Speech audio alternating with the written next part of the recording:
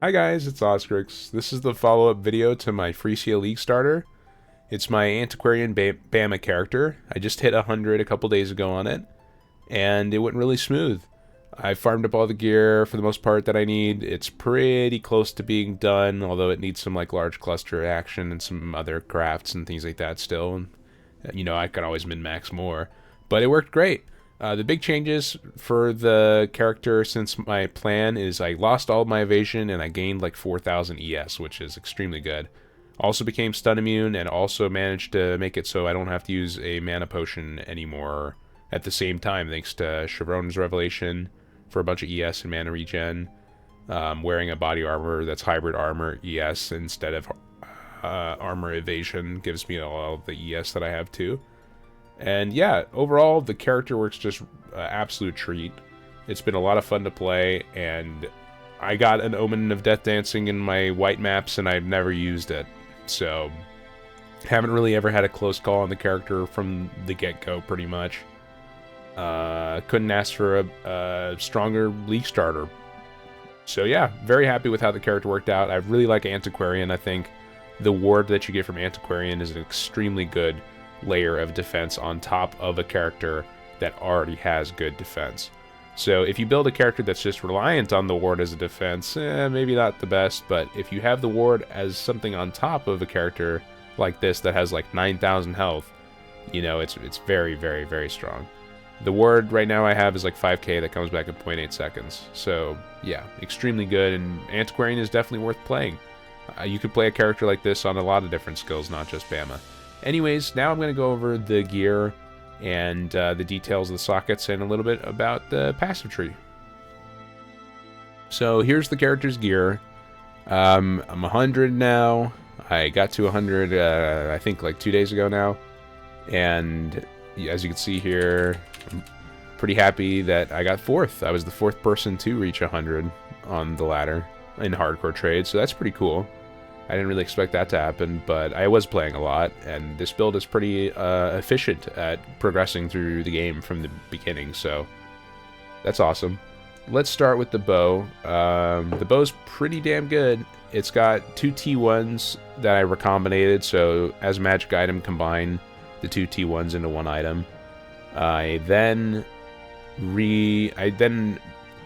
put cannot craft up to 3 modifiers, prefixes cannot be changed, and crafted a prefix to block the prefixes. Used a veiled orb and unveiled attack speed and stats, which is a great one because you really need stats on this build in general. And then I multi-modded it pretty much. That's the bow. It's really good.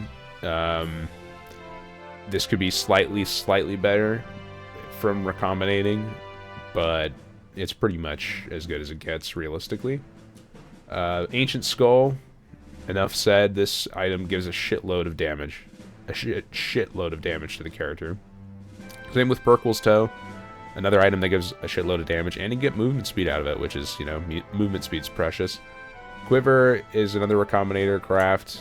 This one could be better. It's got some random T2s, and when I slammed the bow skills, it was really low, only 8%, so I definitely can make a better one than this.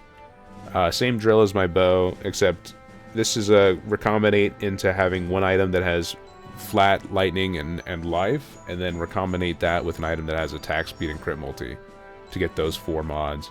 And then after you have those 4 mods, you can craft cannot roll attacks and hit it with an exalt, and it always rolls damage with bow skills. So at that point, it's just RNG whether or not it rolls well.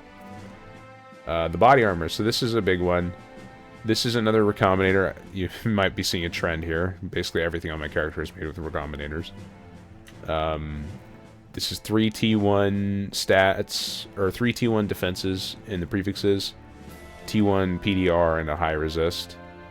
Same thing with recombinators, except I did two mod items to make a 4 mod item, and then I did 1 4 mod item and a 2 mod item until I made a 5 mod item to make this one. And the endurance charge, every 11 seconds on the implicit's important because with taking 1 small passive endurance charge duration, I have a 12-second endurance charge duration, so that means that this body armor by itself sustains my endurance charges in a boss fight. You could lose them if you fight a monster that steals charges, but in general, you have 4 endurance charges on this character thanks to the body armor. This gives a shitload of ES by itself. It gives like, I don't know, like 2,000 or something like that, 2,000 plus ES by itself on this body, thanks to global defenses. Chevron's Revelation, this is a really nice amount of ES, and it solves mana issues. And it also gives you a bunch of int, which you do need the int as well. So overall, this item's just really strong for this character. It's worse than a Bone Ring as far as damage goes. You could just wear a Bone Ring and wear a Mana Flask and get more damage out of your character, but, you know, as far as, like, comfort of use and everything, and effective health pool, this thing is really, really good. And then the other Bone Ring, this is another recombinator. I just recombinated life and damage together, and then chaos resist and minion attack speed together, and then stuck those two together, and I slammed the 13 ES on there. I got lazy and slammed it, so I put that on there. I crafted mana regeneration rate, because even with Chevron's Revelation, you kind of need a little bit of mana regeneration rate to make the mana feel completely good in the end. The boots, these are another recombinator. Ta-da! Yeah, this whole league is about spamming alteration orbs, pretty much. Life, movement speed, chaos res, faster restoration of ward. This is a really good stat. This brings my ward restoration down from 1 second to 0.8 seconds, which is super great. And then some crafted resist, you know, kind of whatever. And then my gloves, they are just basically suppressed gloves with a bunch of as much ES as I can get on them, crafted minion damage, and chaos res. So pretty basic pair of gloves. And then Darkness Enthroned. And in my Darkness Enthroned, I have some jewels with minion damage. Right now I'm trying to farm some 5 or 6 mod Ghastly Eye jewels, farm some ones that are really OP for my character. So that would be great. My flask situation, I've just got an instant flask. You need an instant flask to heal your ES. 3 flagellant elemental resist flasks for armor, life regen, and rarity. And then a silver flask. I like the silver flask more than I like Quicksilver flask, because you have to perform so many actions between casting and attacking on the character that having Onslaught is really cozy. Yeah, I like having Onslaught on the character relative to having the Quicksilver. So then let's go over the links. This is the main damage link. Blink Arrow of Bombarding, that does all the DPS. Minion damage, right now I've got Awakened minion damage, you don't need that. Fresh Meat, elemental damage with attacks, that can be awakened, of course. Volatility, this is so broken with Perkwill's Toe. Increasing the top end and then having it be lucky with Perkwill's Toe is so much damage. And then increased crit damage. I no longer have, on my Path of Building, I had like mana reservation efficiency on my tree. I don't have that. I have an Enlighten and D-Term and Purity of Elements, and with that setup now, I have just enough mana, literally just enough right now with my character setup. This costs 62 mana, 12 life, and I have 62 mana, so I have just barely enough to actually use my skill. But I can at the moment.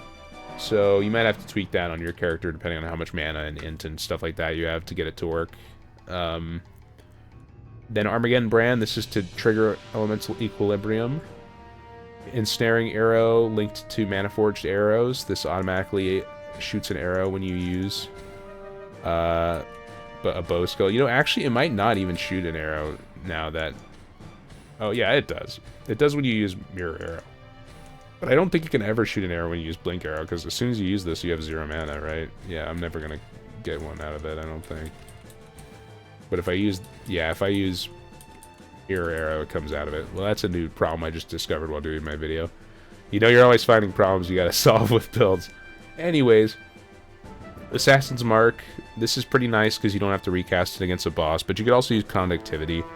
Conductivity provides basically the same amount of damage, and it's also, you know, an AoE curse, so it's better while mapping. So it's kind of up to you if you want to use Assassin's Mark or Conductivity. Another thing I'm doing differently is instead of the Storm Blast Mine setup, I decided to go the hardcore route and opt for Cast When Damage Taken Molten Shell.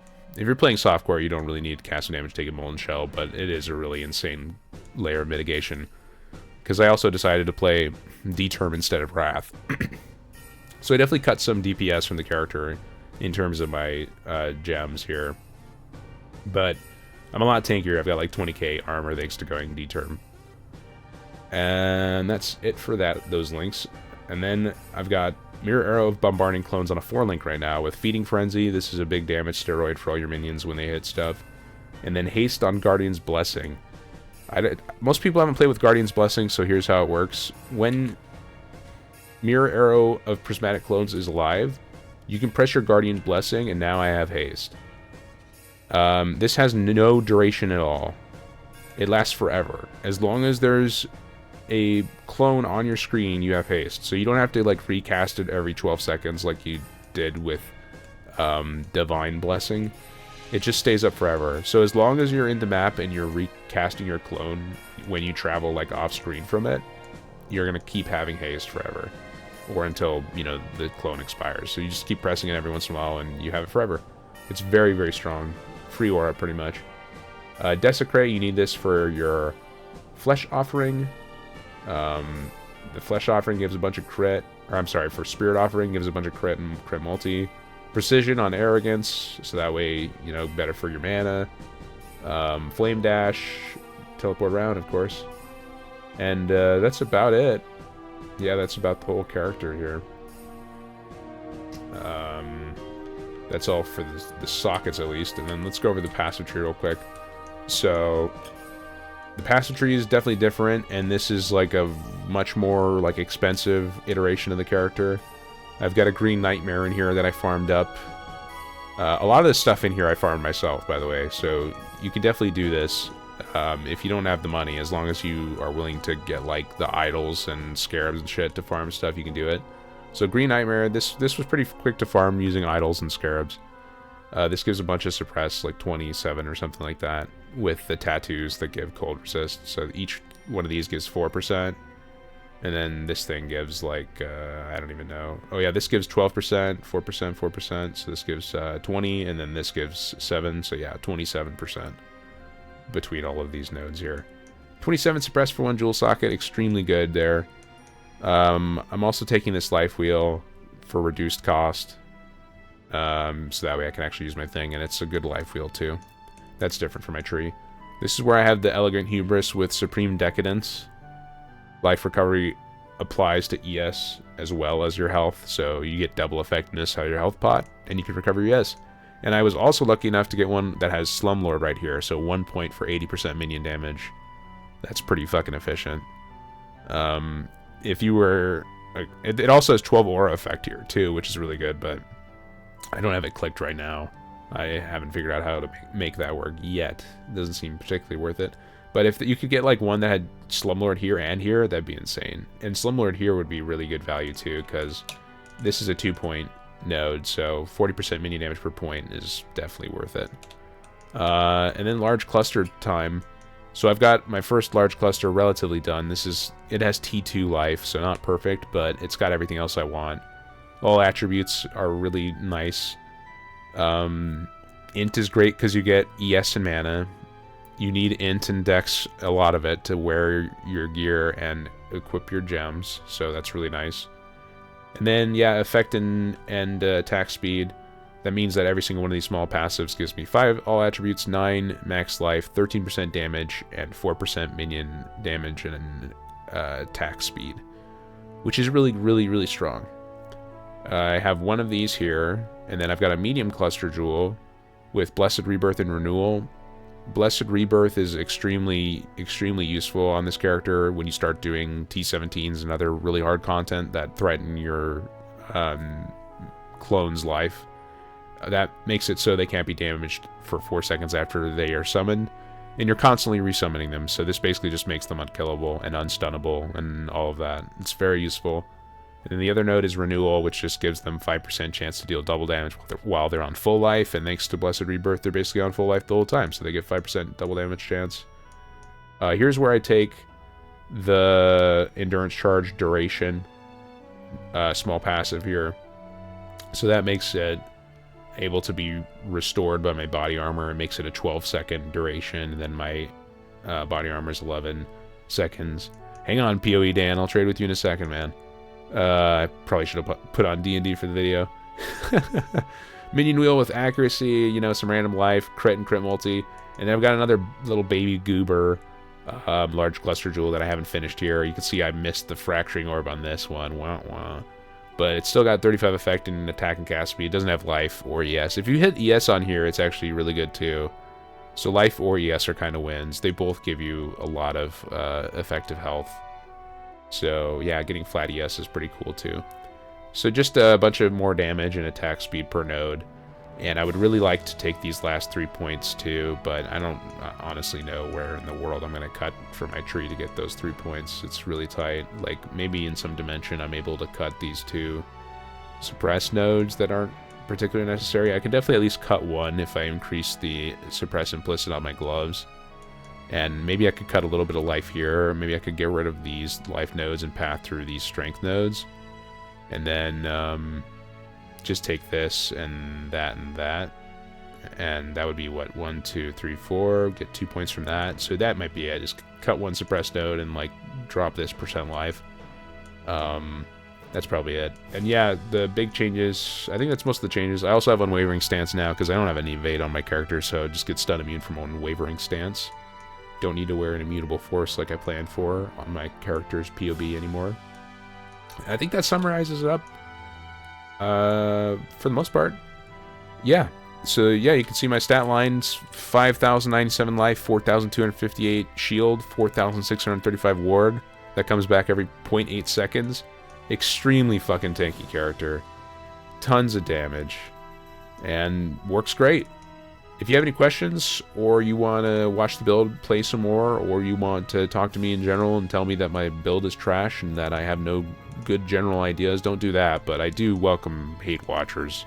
You can come hate watch me on my Twitch, twitch.tv/Oscrix. I'm sure it's been on the screen this entire time. But yeah, come hate watch me, come love watch me, come do whatever the hell you want. I don't give a shit. Ask me questions, hang out. I'll be playing the game over the next couple weeks, no doubt. You know, the league got extended, so I'll be here playing it for as long as it holds my interest, which should be a little bit longer still, at the very least. I've got some other character ideas that I'd really like to play. So yeah, come by my Twitch and holla at me. Holla at me. Thanks, guys. Thanks for watching. I'll put my PoE Ninja in the description. And if that's it, yeah. See you guys on the next one. Later.